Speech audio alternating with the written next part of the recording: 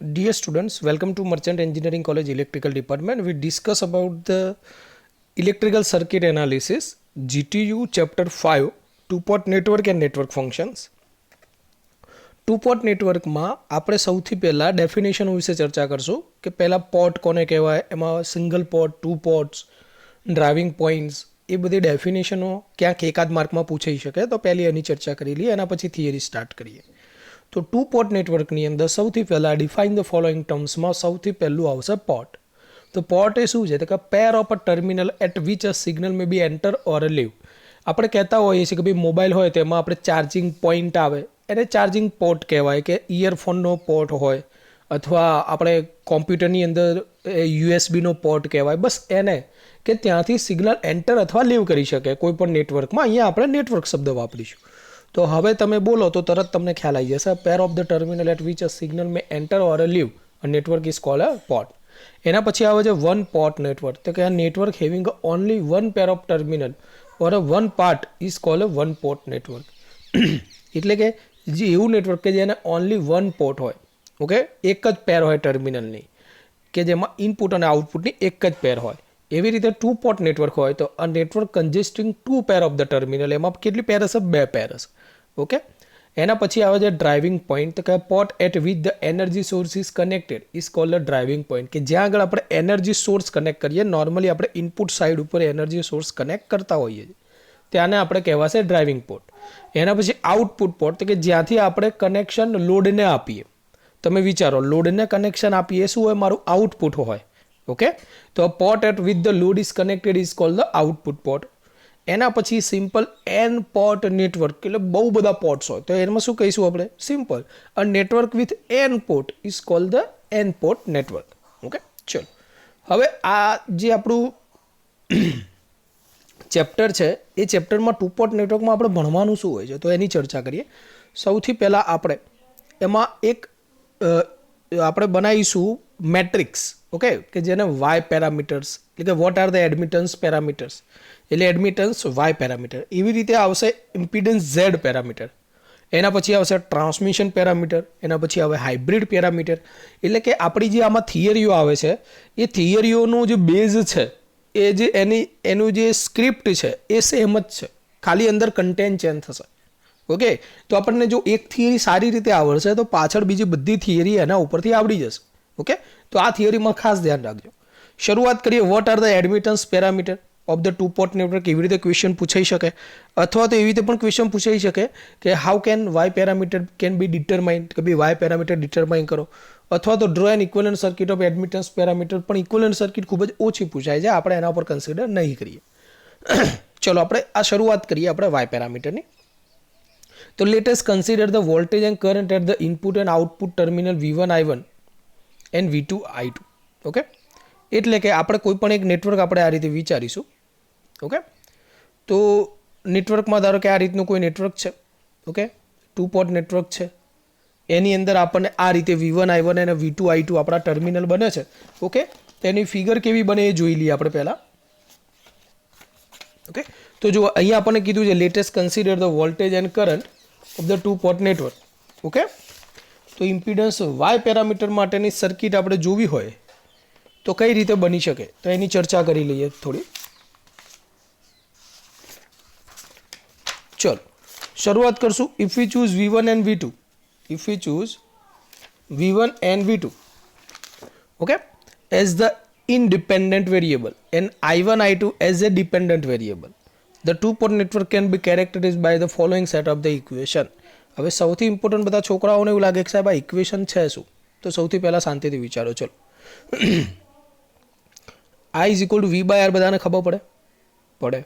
R is equal to V by આઈમાં ખબર પડે. હવે આપણો રેજિસ્ટર ક્યારે હોય કે ભાઈ ચલો એકલી આપણી રેઝિસ્ટિવ સર્કિટ હોય, તો હવે આપણે એસી સર્કિટમાં તો impedance Z is equal to V by I લખવું પડે કે ના લખવું પડે? ઓકે. હવે ઝેડનું ઊંધું શું થાય, તો કે ભાઈ એડમિટન્સ વાય. ઓકે. ચલો અહીંયા લખું એડમિટન્સ વાય એ શું છે? 1/Z થાય. ઓકે. તો ચલો ફરી વાર Z is equal to V by I લખી શકાય. હવે 1/Z લખવું શું લખવું પડે?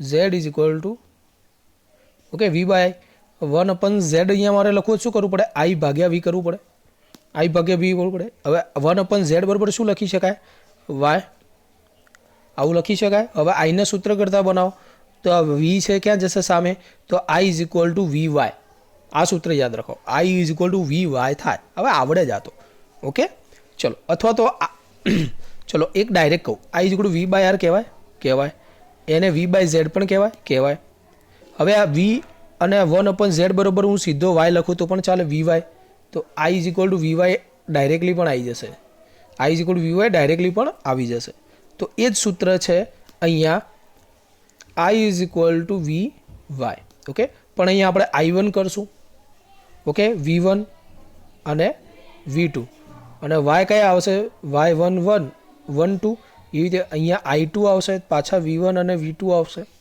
અને વાય આવશે 21 અને 22 આ રીતે ઇક્વેશન બનશે જે અહીંયા દેખાઈ રહ્યું છે ઓકે એટલે કે if V choose V1 and V2 as independent variable અને I1 I2 ને આપણે ડિપેન્ડન્ટ વેરિયેબલ તરીકે લીધા છે તો I1 I2 નું ઇક્વેશન બનશે કારણ કે ડિપેન્ડન્ટ બનશે બીજા બધા ઉપર okay and the two port network consider as characterize the set of the equation I is equal to V Y કે જે આપણી સિમ્પલ ઇક્વેશન છે I is equal to V Y okay અને એ ઇક્વેશન ઉપરથી એમને આ ઇક્વેશન બનાવ્યા છે અથવા તો આ જોઈ લો I is equal to V Y જેની હું વાત કરી રહ્યો છું અને એને ખાલી અહીંયા મેટ્રિક્સ ફોર્મમાં લખેલા છે ઓકે સોરી ઓકે એને અહીંયા મેટ્રિક્સ ફોર્મમાં લખેલા છે હવે જો આ I1 I2 કે જેને મારે ડિપેન્ડન્ટ વેરિયેબલ લીધા છે એટલે આ બધા ઉપર ડિપેન્ડન્ટ હોય ઓકે આ મારો એડમિટન્સનો મેટ્રિક્સ થયો અને આ મારો વોલ્ટેજનો મેટ્રિક્સ તો I is equal to V Y each of the Y parameter may be describe as a current voltage ratio either V1 and V2 0 હવે આની અંદર કરવાનું શું હોય મિત્રો હવે આપણે શું કરશું આ જે V1 અને V2 અહીંયા છે ને એકવાર આપણે V1 0 લઈશું અને એકવાર આપણે V2 0 લઈશું ઓકે તમે આ ઇક્વેશનો પહેલાં ચોપડામાં લખી દો હાલ તો જ ખબર પડશે હવે આ V1 અને V2 આપણે શું કરીએ એને લઈ લઈએ V1 અને V2 0 લઈ લઈએ વારાફરથી ઓકે તો અહીંયા લખ્યું છે each of the Y parameter may be describe as a current voltage ratio આપણે રેશિયોમાં બતાવીશું કારણ કે એડમિટન્સ વાય બરોબર શું થાય કરંટ ભાગ્યા voltage okay because this parameter is an admittance obtained by the short circuiting either the output or the input port okay and the y parameter are known as a short circuit admittance parameter એ હું તમને બતાવું છું બધું જો હાલ આવશે okay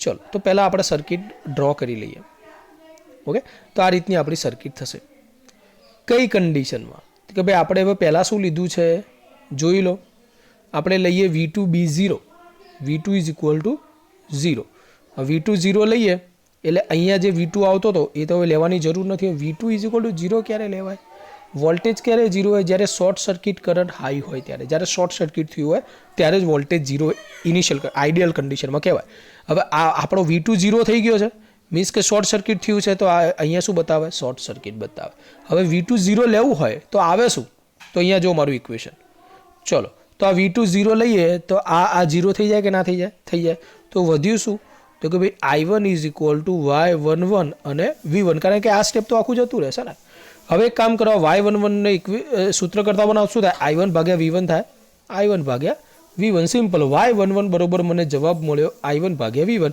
જે અહીંયા નીચે લખેલો છે Y11 બરોબર I1 ભાગ્યા V1 એવી જ રીતે મિત્રો તમે બીજી ઇક્વેશનમાં એટલે કે અહીંયા V2 ઇઝ ઇક્વલ ટુ 0 લેશો તો તમને Y21 બરોબર મળશે I2 ભાગ્યા V1 એ મને ઇક્વેશનો મળી I2 ભાગ્યા V1 હવે એક વાત યાદ રાખવાની બંનેમાં અહીંયા જો 0.11 હોય તો એને કહેવાય શોર્ટ સર્કિટ ઇનપુટ ઇમ્પિડન્સ કારણ કે આપણે શોર્ટ સર્કિટ કરી હતું અને આપણો ઇનપુટ ઇમ્પિડન્સ આવશે કારણ કે બંને 1 છે 1 પોર્ટ આપણો ઇનપુટ સાઇડનો છે એવી રીતે જ્યારે Y21 નું નામ આપવાનું હોય એટલે આને આપણે કહીશું ફોરવર્ડ ટ્રાન્સફર ઇમ્પિડન્સ તમે એક વાત ખાસ ધ્યાન રાખજો તમને અત્યારથી કહી દઉં છું કે જ્યારે અહીંયા એકમાં 1 અને એકમાં 2 હોય મીન્સ કે બંને અલગ અલગ હશે ત્યારે ફોરવર્ડ શબ્દ વાપરેલો હશે ઓકે તો એને કહેવાય ફોરવર્ડ ટ્રાન્સફર ઇમ્પિડન્સ હવે બધા છે તો એડમિટન્સ કારણ કે આપણે જવાબ કોના માટે લઈ રહ્યા છે વાય માટે જ લઈ રહ્યા છે ઓકે એની ફિગર દોરવી હોય તો આ રીતે તમે દોરી શકો હવે એના એ વસ્તુ આપણે શેમાં કરવાનું મિત્રો ચલો એકવાર આપણે V2 ઇઝ ઇક્વલ ટુ 0 લીધા હવે આપણે એક કામ કરીએ હવે આપણે V1 ઇઝ ઇક્વલ ટુ 0 લઈએ ચલો V1 ઇઝ ઇક્વલ ટુ 0 લઉં તો આ સ્ટેપ તો આખું જતું રહેશે તો I1 બરોબર શું આવશે Y21 ઇન્ટુ V2 આવશે ઓકે એમાં Y21 ના સૂત્ર કરતા બનાવો તો શું બનશે I1 ભાગ્યા V2 શું બનશે I1 ભાગ્યા V2. તો અહીંયા લખી દેવાનું ભાઈ Y21 બરોબર I1 ભાગ્યા V2. Y21 બરોબર આવી ગયું જોયું I1 ભાગ્યા V2. તો એને કહેવાય રિવર્સ ટ્રાન્સફર ઇમ્પિડન્સ. મેં તમને કીધું હતું એક 1 હોય અને એક 2 હોય, ઉપર નીચે અલગ અલગ હશે, તો અહીંયા આપણો ટ્રાન્સફર વર્ડ યુઝ કર્યો હશે. ઓકે, તો રિવર્સ ટ્રાન્સફર એડમિટન્સ. એવી રીતે તમે નીચેની ઇક્વેશનમાં પણ V1 0 મૂકશો તો તમને ઇક્વેશન મળશે Y22 I2 ભાગ્યા V2. એને કહેવાય શોર્ટ સર્કિટ આઉટપુટ ઇમ્પિડન્સ, કારણ કે બંને ટુ પોર્ટવાળા છે જે આઉટપુટ પોર્ટ છે. તો એ કહીશું આપણે short circuit output admittance. Okay, ચલો હવે એના ઉપરથી એક એક્ઝામ્પલ પણ જોઈ લઈએ. બરોબર, હવે આમાં જે ચર્ચા આપણે ડાયરેક્ટ લખીશું ઇક્વેશન. ચલો, તો આપણને આવો કોઈ એક એક્ઝામ્પલ આપ્યો હોય કે find the Y parameter for the resistive network. તો આવી રીતના આપણને નેટવર્ક છે, આપણું ઇનપુટ સાઇડ છે, આપણો આઉટપુટ સાઇડ છે 1 1 -, 2 2 -, અને અહીંયા બધા રેઝિસ્ટર આપેલા છે. આપણે વાય પેરામીટરની ઇક્વેશન લખી દેવાની I1 Vy1 અથવા તો I Vy. બસ એટલું યાદ રાખશો તો પણ તમને ઇક્વેશન આવડી જશે. આપણે શું કરવાનું, હવે V2 0 લેવાનું. ઓકે, હવે V2 0. V2 કઈ બાજુ હોય, આ બાજુ હોય, આઉટપુટ સાઇડ હોય. એને મારે 0 કરવું હોય, શું કરવું પડે, આ બંને શોર્ટ કરવું પડે તો જ એ વોલ્ટેજ 0 થાય. શોર્ટ સર્કિટ થાય તો કરંટ ઇન્ફાઇનાઇટ થાય, વોલ્ટેજ 0 થાય. ઓકે, તો અહીંયા મારે શું કરવું પડે, શોર્ટ કરવું પડે, જે મેં કરી દીધું. V2 0, then V2 is a short circuit. Okay, બાકી બધું ફિગર એમના એમ જ છે. ઓકે, ચલો હવે જ્યારે હું અહીંયા શોર્ટ સર્કિટ કરું મિત્રો, એટલે હવે આ રેઝિસ્ટરમાંથી કરંટ પસાર થશે નહીં થાય. આ બધી કોમન સેન્સ છે. કેવી રીતે જો, કેમ, કારણ કે કરંટની સ્વભાવ શું છે કે જ્યાં આગળ એને ઓછો રેઝિસ્ટન્સ ઓફર થાય ત્યાં આગળ એ જશે. હવે અહીંયા તો રેઝિસ્ટર છે જ નહીં, તો બધો કરંટ ક્યાં જશે, અહીંયા જશે. તો અહીંયા કોઈ કરંટ જશે નહીં, મીન્સ કે અહીંયા રેઝિસ્ટર લગાવ્યો છે કે નથી લગાવ્યો કોઈ ફરક પડશે નહીં. એટલે રેઝિસ્ટર આ લોકોએ નીચેની ફિગરમાં કાઢી નાખ્યો છે જ નહીં. ઓકે, ચલો હવે મારે જોઈએ શું કે ભાઈ V1 ભાગ્યા I1. ઓકે, એટલે R is equal two resistor શોધવો હોય તો એને R is equal two V/I કહેવાય. રેઝિસ્ટર શોધ્યો, હા, કેવી રીતે જોઈ લો. તો સૌથી પહેલાં આ છે અને આ બે પેરેલલમાં છે. આ બે પેરેલલનો જવાબ આના સાથે સિરીઝમાં થશે તો 1 + 1 પેરેલલ ટુ 2. એટલે મને રેઝિસ્ટર મળી ગયું, મને 5 ભાગ્યા 3, એટલે કે મને V1 ભાગ્યા I1 મળી ગયું. R is equal two V/I. Okay, હવે એને ઊંધું કરી દઉં, I1 ભાગ્યા V1 કરી દઉં તો એ તો મારો Y11 છે ને ભાઈ. ઇક્વેશન મારું Y11 નું ઇક્વેશન શું છે, I1 ભાગ્યા V1. એટલે ઊંધું કરી દીધું, 5 ભાગ્યા 3 નો 3 ભાગ્યા 5, તો મને પહેલો Y11 મળી ગયો. બસ સિમ્પલ આ રીતે આપણે આગળ વધવાનું છે. હવે મારે જોઈએ કરંટ ડિવાઈડર રૂલ મેં વાપરે. કરંટ ડિવાઈડર રૂલ વાપરી દીધો, એનાથી મને શું મળશે, એનાથી મને I1 મળશે ભાઈ. જોઈ લો, I1 I2 નું આપણે કંઈક શોધી રહ્યા છે. ચલો, તો હવે કરંટ ડિવાઈડર રૂલ, તો કે કરંટ ડિવાઈડર રૂલ I2 શોધવો હોય મારે તો મારે જોઈએ શું, પહેલાં તો ટોટલ કરંટ જોઈએ. ટોટલ કરંટ, તો કે ભાઈ ટોટલ કરંટ કોણ છે, તો કે ભાઈ I1 છે ઇનપુટ સાઈડથી, ગુણ્યા એની બાજુની બ્રાન્ચનું રેઝિસ્ટર, એટલે કે 2 ભાગ્યા બીજા રિમેનિંગ જે વધે એનો સરવાળો. તો I1 × -2 divide by 2 + 1. Okay, I2 ની ડાયરેક્શન ઊંધી છે એટલે અહીંયા -I2 લીધું છે. ચલો, તો I1 અને I2 નું એક રિલેશન મળે. ઓકે, એ I1 I2 નું રિલેશનને આપણે શું કરવાનું જોઈ લો. અહીંયા આ I1 ની વેલ્યુ છે. ઓકે, અને અહીંયા પણ મને એક I1 ની વેલ્યુ મળી છે, એ ખાલી અંદર પુટ કરી દો. ઓકે, એ અંદર પુટ કરું એટલે શું થશે, I1 ભાગ્યા V1 મને મળ્યા હતા 0.6. ઓકે, તો આ લોકો I1 ની જગ્યાએ શું મૂકી દેશે, આ -3/2 × I2. ઓકે, જે અહીંયા મૂકી દીધું, અને એનાથી મને I2 ભાગ્યા V1 નું એક રિલેશન મળે, અને I2 ભાગ્યા V1 બરોબર શું થાય, મારો Y21 થાય છે. શું થાય છે, મારો Y21, જે મારે શોધવાનો હતો. ઓકે, Y21, તો એ મને મળી જાય. એવી જ રીતે મિત્રો આપણે જે રીતે V2 = 0 લીધા, સેમ કેસ હવે આપણે V1 = 0 લઈશું. V1 = 0 લેવા માટે આપણે શું કરવું પડે, ઇનપુટ સાઇડને શોર્ટ કરવી પડે, કારણ કે તો જ વોલ્ટેજ 0 થાય શોર્ટ સર્કિટ કન્ડિશનમાં. સેમ વસ્તુ આપણે અહીંયા ફોલો કરશું. ઓકે, અને હવે આપણે જે પહેલા ચેપ્ટરમાં KVL અને KCL શીખતા હતા એ બધી વસ્તુનો અહીંયા એડ કરશું, કે આપણે નોડ B આગળ હવે આપણે શું કરશું, KCL એપ્લાય કરશું. નોડ B આગળ KCL એપ્લાય કરીએ. ઓકે, તો એક નોડ મારો આ થયો અને એક નોડ આ થયો. ઓકે, ચલો, તો સૌથી પહેલાં આપણે શરૂઆત કરીએ. આપણે KCL એપ્લાય કરીએ એટ નોડ B. ચલો, B આગળ આપણે KCL એપ્લાય કરીએ. તો KCL આગળ સૌથી પહેલાં કોણે એન્ટર થાય છે, તો કે ભાઈ I2 એન્ટર થાય. તો I2 is equal two voltage કયા હશે નોડ B ઉપર, V2 જ હોય, કારણ કે એક્રોસના વોલ્ટેજ છે. તો V2 ભાગ્યા 1/2 V/I is equal two V/R form લખવાનું ને આપણે. ઓકે, ચલો, તો I લખી દીધો I2. ઓકે, V કયો થાય છે, V2 થાય છે. રેઝિસ્ટર કયો છે કે ભાઈ 1/2 ઓહ્મ છે, વત્તા હવે બીજું શું આવશે કે ભાઈ આ V2 માઇનસ વીએ આ બંને વચ્ચેનો, આ બંને વચ્ચે તો કે અહીંયા આ બી આગળ હું લઈ લઉં છું V2, ઓકે, અને એ આગળ આપણે ધારો કે લઈ લઈએ VA, ઓકે.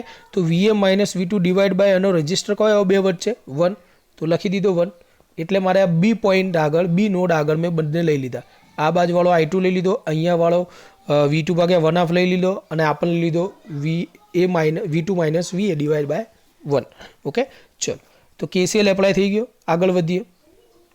એક ઇક્વેશન મળશે I2 ની. એવી જ રીતે KCL at node A apply કરો, એમાંથી મને VA ની એક ઇક્વેશન મળશે, ઓકે. એ VA ની ઇક્વેશન આપણે અંદર ઇન્વોલ્વ કરવાની છે અહીંયા. તમે શાંતિથી ગણજો, ઓકે, પણ આપણો લેક્ચર ભાઈ બહુ મોટું થઈ જાય એટલે અપલોડ કરવામાં તકલીફ પડે એટલા માટે, ઓકે. હવે આ જે VA મને મળ્યા એ VA ની વેલ્યુ અહીંયા મૂકી દો, ઓકે. એટલે મને I2 ની એક ઇક્વેશન મળશે, અને I2 ભાગ્યા V2 મળે જેને કહેવાય Y22, ઓકે. એટલે મારો એડમિટન્સ 2 મારો I2 ભાગ્યા V2 ની વેલ્યુ મને મળી શકે, ઓકે. એવી જ રીતે આપણે એક વસ્તુ શોધી હતી, I1 ઇઝ ઇક્વલ ટુ શું હતું કે ભાઈ I1 ઇઝ ઇક્વલ ટુ મેં લીધા હતા, જોઈ લો, I1 અહીંયાથી એન્ટ્રી મારે, I1 અહીંયાથી એન્ટ્રી મારે તે શું થાય, VA ડિવાઈડ બાય 1 થાય, ઓકે. VA ડિવાઈડ બાય 1, તો આ VA ડિવાઈડ બાય 1 લખી દીધા, ઓકે. ચલો, હવે VA ની વેલ્યુ શું છે તો કે ભાઈ VA ની વેલ્યુ આપણને ઓલરેડી એક જગ્યાએ મળેલી છે, 2.5 ડિવાઈડ બાય V2 છે, ઓકે. તો એ અહીંયા પુટ કરી લો. એટલે Y12 એટલે આપણે લાવવાનું શું હતું, I1 ભાગ્યા V2. જે I1 આવી ગયો, V2 સામે છે, નીચે જશે, ભાગાકારમાં આવશે, એટલે I1 ભાગ્યા V2 એટલે Y12 મળી જાય. તો એની કિંમત મને અહીંયા હું Y12 બરોબર I1 ભાગ્યા V2 લખી શકું. અને એ રીતે મારો મેટ્રિક્સ હવે લખી દેવાનો, Y11 Y12 Y21 Y22, અને ચારેની વેલ્યુ આપણે ઓલરેડી અગાઉ શોધી જ છે. કઈ Y12 બરોબર 0.4 ઓમ માઇનસ, ઓકે. એના પછી Y21 is equal two 0.4 Om minus, પછી Y11 બરાબર 0.6. એ જેટલી પણ આપણે વેલ્યુઓ શોધી એ બધી આપણે ઉપર જે આ મેટ્રિક્સ શીખ્યા હતા ને, આપણે જોઈ લો, આપણી આ થિયરી આવી, આ મેટ્રિક્સ શીખ્યા હતા ને, બસ આની અંદર મૂકી દેવાની, એને કહેવાય વાય પેરામીટર. આ રીતે તમને કોઈ પણ એક્ઝામ્પલ પૂછી શકે, ઓકે. ચલો, રેડી. તો આ રીતે આપણે વાય પેરામીટર શોધી શકાય, ઓકે. તો આજના લેક્ચરમાં અહીંયા સુધી રાખીએ. Thank you.